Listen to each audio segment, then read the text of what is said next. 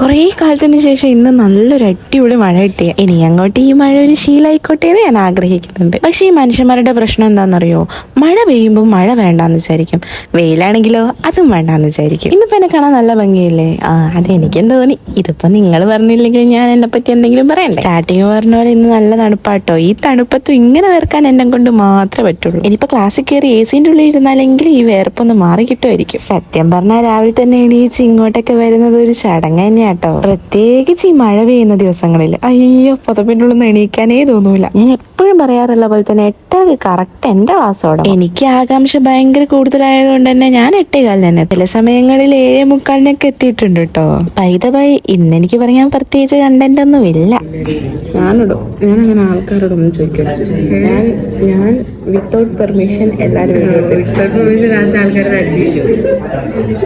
ഞാനിടും. Because you are my property. Property യൂട്യൂബിൽ കണ്ടവാൻ ആൾക്കാരുണ്ട്. I don't care. NFCക്ക് ഫേമസ് ആവാൻ താല്പര്യമില്ലാന്ന്, അതുകൊണ്ട് ഞാൻ അവളെ വിട്ട് കളഞ്ഞു. ഇനിയിപ്പോൾ ഫേമസ് ആവാൻ ആർക്കെങ്കിലും താല്പര്യം ഉണ്ട് എന്നോട് പറഞ്ഞാൽ മതി, ഞാൻ സെറ്റാക്കി തരാം. എന്നാ ശരി, ചൂസ്.